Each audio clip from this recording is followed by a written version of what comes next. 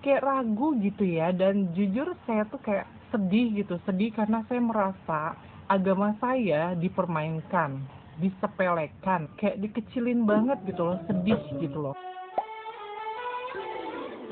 Kabar mualafnya Dr. Richard Lee sempat menggegerkan publik. Bagaimana tidak, Dr. Richard Lee ternyata sudah beralih keyakinan menjadi seorang muslim sejak 2 tahun lalu. Tapi memang sengaja disembunyikan. Namun tampaknya perjalanan spiritual Dr. Richard Lee ini disangsikan sejumlah pihak. Bahkan Dr. Richard Lee dituduh mempermainkan agama. Sebab kini akunnya langsung digunakan untuk berjualan hijab. Salah satu akun diduga mengaitkan perubahan barang dagangan itu dengan produk-produk skincare Dr. Richard Lee yang sempat dikuliti oleh dokter detektif alias Doktip di hadapan DPR. Pemilik akun juga memperlihatkan tangkapan layar jualan di akun TikTok Dr. Richard Lee yang malah menawarkan produk hijab dengan merek Goddess Hijab. Tidak tanggung-tanggung, hijabnya dibanderol seharga Rp269.100. Penjualan hijab ini pun mendapat respon terkejut dari netizen yang budiman yang menontonnya. Netizen yang berbakti beramai-ramai mengomentari unggahan itu, termasuk menunjukkan keresahan mereka soal perjalanan spiritual Dr. Richard Lee yang dinilai janggal. Nah, gimana nih menurut netizen yang terhormat? Silakan berkomentar ya. Tiba-tiba dia pakai peci, baju koko. Aku sih tidak masalah mau dia pindah keyakinan karena aku juga tidak mau mengurusin keyakinan orang lain, agama orang lain. Tapi dengan adanya seperti ini aku jadi keingat waktu Doktip diundang ke acara pagi-pagi ambiar. Dan bahkan orang-orang yang pro sama si ular pasukan sirkus ngejek-ngejek, buka dulu topengmu, buka dulu topengmu. Doktip memakai topeng untuk membongkar semua kejahatan-kejahatan para owner skincare meraup keuntungan tanpa memikirkan kerugian masyarakat. Sementara si DRL memakai pakaian yang berbau agamais untuk menutupi kejahatan kebusukan yang dia lakukan. Memang kita tidak tahu jalan hidayah seseorang itu seperti apa awalnya. Cuman masa iya kita katakan ini hanya kebetulan saja? Nikita Mirzani kalian ejek-ejek, kalian olok-olok kalau dia memberikan edukasi karena pakaian dan penampilannya selalu terbuka. Doktip juga kalian ejek-ejek karena mengedukasi dia memakai topeng. Terus kalian memuja-muja si DRL dengan perilaku dia yang begitu seperti iblis, melakukan bisnis yang begitu sadis untuk meraup keuntungan hanya karena dia berpakaian atribut agamais. Sehat kalian? Sehat? Sehat dong ya kan? Aduh bro, gawat nih bro. Orang-orang Indonesia di TikTok udah pada benci sama gua. Udah pada benci sama gua. Gua di head komen udah gitu produk gua kagak dibeli lagi sama orang Indo. Gua pusing nih gimana caranya kita bisa bikin konten dan bisa bikin orang Indonesia percaya lagi sama gua, suka lagi sama gua. Gua ada ide nggak? Bikin konten jadi mualaf aja kok yang pasti rame. Kima nggak sia-sia gua mempekerjakan orang kayak lu. Bener juga, kita bikin konten mualaf, bener banget. Tapi lu yakin gak nih konten mualaf kayak gini bisa bikin orang Indonesia suka lagi sama gua? Tenang aja kok Alyong, di sini mah agama pasti laku. Iya juga ya, ini bagus. Tapi apa iya gua harus ngejual agama demi mendapatkan kekayaan dan popularitas? Persetan dengan itu, yang penting bisnis lancar kok. Itu kan hal biasa di Indonesia ya. Bodohnya aku. Cepetan kita bikin konten. Judulnya si kafir akhirnya mualaf. Pasti FYP ini. Kalian ingat nggak video aku yang dinonton sampai 2 juta tentang DRL? Di terakhir video aku ini itu mengatakan seperti ini guys. Lu lihat aja nih nanti ya, lu lihat aja setelah dia benar-benar hancur banget kehabisan pikiran ya, nggak tahu caranya gimana lagi membuat manipulatif atau drama-drama barunya, nanti mungkin bakal bikin drama masuk Islam kayaknya. Lihat aja. Nah, nggak cukup beberapa bulan kan, kepikiran bikin huru-hara masuk Islam. Ini kita tidak mencoba menentang atau tidak mencoba menjudge orang yang mau berpindah keyakinan, apalagi di Indonesia kan kebanyakan atau mayoritas Islam, dan saya juga Islam. Saya berbahagia banget kalau misalnya ada orang yang mau masuk ke agama saya, pasti. Tapi ini udah kelihatan siasatnya dari kemarin, dan aku itu bisa lihat dengan gampangnya gitu loh. Kalau misalnya orang yang tidak bermasalah sebelumnya terus masuk Islam, itu kita pasti berpikirnya Masya Allah. Tapi kalau ini orang yang bermasalah, ya orang penuh dengan drama, dan orang yang penuh dengan siasat buruk, tiba-tiba melakukan hal ini, itu pasti tanda tanya gede buat masyarakat Indonesia. Kemarin itu saya nggak ngeramal, tapi gampang banget ketebak. Lagi viral Dr. Richard Lee masuk mualaf sama Ustadz Dery, dan banyak yang komen, ini mah Richard pencitraan, ini mah si Richard pakai kartu agama biar kasusnya dimaafin, dilupakan. Gue harus bilang itu nggak apa-apa, memang hak lu untuk berpikir seperti itu, tapi gue mau sharing mengenai hal tersebut. Jadi tahun lalu gue sempat ketemu sama Ustadz Dery, dari situ gue sempat banyak nanya hal ke dia, entah cara sholat, syahadat, apa segala macam, karena kan ilmu Islam gue masih cetek ya, gue kan baru masuk tahun lalu. Dari situ dia mau bantuin gue bikinin sertifikat mualaf. Gue kan nggak ngerti cara bikin sertifikat ya, jadi ya udah gue terima aja. Sertifikat mualaf tuh udah jadi nih sekarang. Dan dari situ juga dia sempat sharing ke gue soal si Dr. Richard.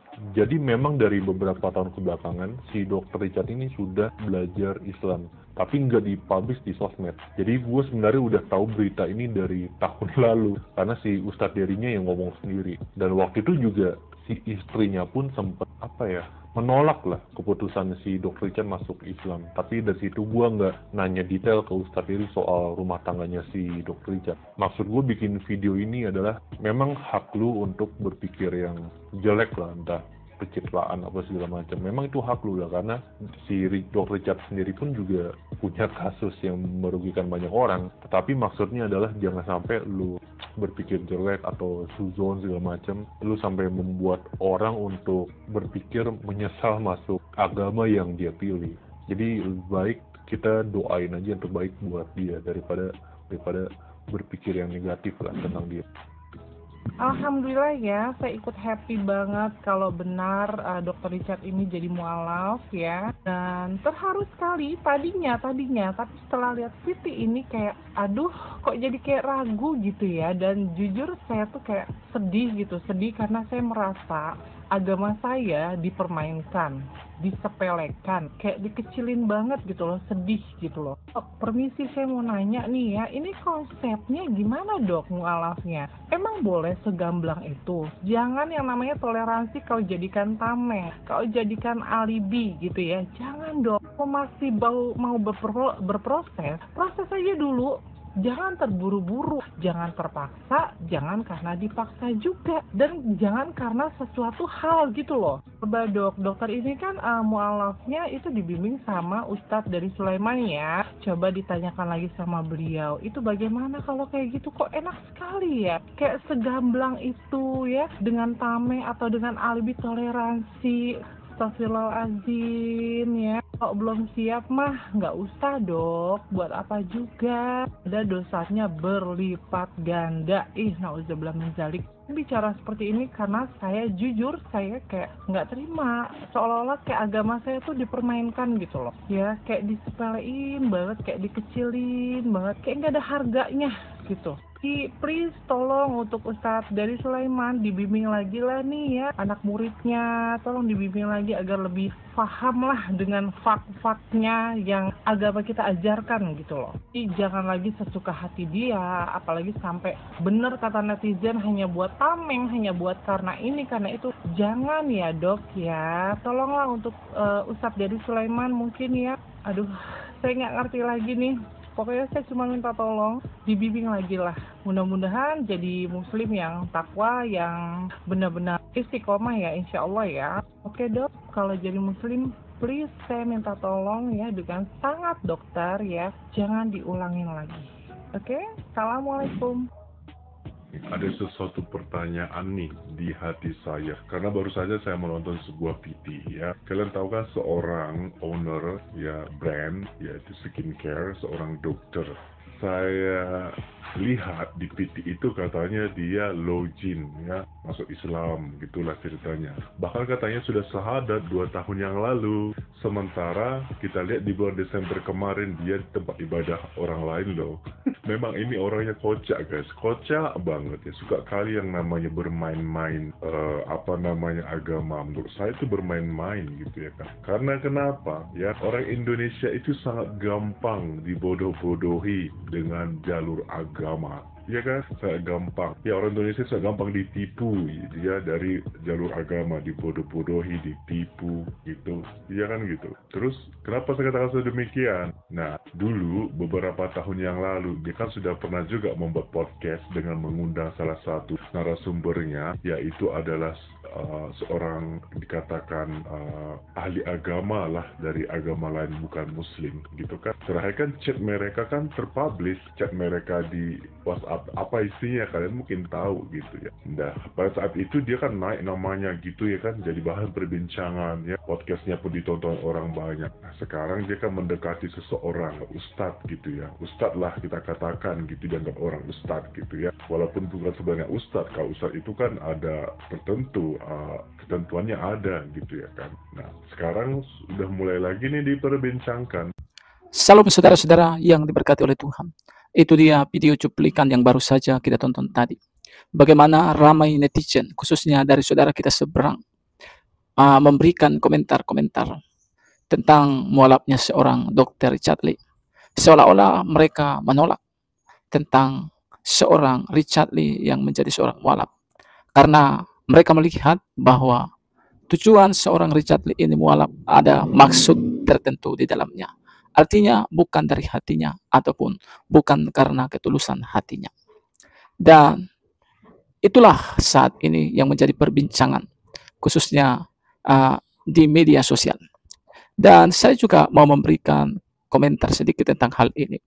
Yang menurut saya ya lebih bagus kita itu ya tidak usah mencari sesuatu agama kalau tujuannya hanyalah untuk kepentingan yang tidak membawa kepada kekekalan ya, ataupun kalau tujuan kita beragama hanyalah untuk agar kita itu mendapatkan imbalan atau agar kita itu ditolong dan lain-lain sebagainya, ada maksud-maksud tertentu. Kalau hanya itu tujuan kita beragama, maka lebih baik kita tidak beragama, saya katakan. Karena yang saya tahu agama itu adalah bisa menentukan hidup ataupun mati kita. Karena apa yang kita pelajari di dalam agama, ya, kalau sempat kita salah motifnya dan kalau sempat kita salah ya dalam memilih agama, ya, itu tidak bisa dibayar dengan harta, itu tidak bisa dibayar dengan kekayaan atau jabatan apapun, nggak bisa dibayar. Karena kita nanti meninggal sendiri-sendiri, tidak pernah mengajak-ajak. Dan kalau kita melakukan keputusan yang salah, maka itu akan berdampak bagi kehidupan kita, khususnya di masa yang akan datang. Dan kita harus berpikir jauh juga ke sana. Memang, ya saat ini kita belum tahu kapan kita meninggalkan dunia. Tetapi kita sebagai manusia ciptaan Tuhan harus punya pikiran sampai ke sana. Karena di dunia ini kita bukan selama-lamanya hidup. Tapi di dunia ini kita hanya sesaat. Itu harus kita pahami. Dan memang kita di dalam kekristenan tidak ada dikatakan mudah-mudahan. Sama seperti yang disampaikan oleh seorang Ko Andre. Ya, kalau ada orang berpindah dari Kristen kepada agama lain, ya, orang itu berarti tidak belajar tentang kekristenan ataupun tidak mengerti tentang kekristenan. Karena di dalam kekristenan itu ada kepastian keselamatan. Yesus katakan dalam Yohanes 14:6, akulah jalan kebenaran, akulah hidup yang kekal. Tidak ada seorang pun yang sampai kepada Bapa di surga kalau tidak melalui aku. Jelas Yesus inilah jalan kita untuk sampai ke surga. Dialah tiket. Ibarat perkataan dunia mengatakan, ya, banyak jalan ke Roma. Tetapi jalan ke surga itu hanya satu, yaitu lewat Yesus. Kisah Rasul 4 ayat 12, keselamatan tidak ada di bawah kolong langit ini. Hanya oleh nama Yesus kita dapat diselamatkan. Yesus katakan, kau yang percaya mengikut aku, tidak akan kubuang, tapi akan kubangkitkan pada akhir zaman. Kalian yang percaya kepada aku dan mengikut aku, kalian sudah berpindah dari dalam maut ke dalam hidup. Nah, ini perlu kita pahami. Jadi, nilai atau harga dalam pengikutan kita kepada Kristus tidak bisa dibayar dengan harta. Tidak bisa dibayar dengan kekayaan. Karena Kristus jauh lebih mulia dari apapun juga. Termasuk harta kita yang sementara, kekayaan kita yang sementara. Karena hidup yang kekal, kebenaran hanya ada di dalam Yesus. Itu sebabnya, biarlah video yang saya bagikan ini boleh jadi berkat. Dan video ini memberikan kepada kita pelajaran penting sekaligus mengedukasi. Tuhan memberkati. Salam, sampai jumpa di video selanjutnya.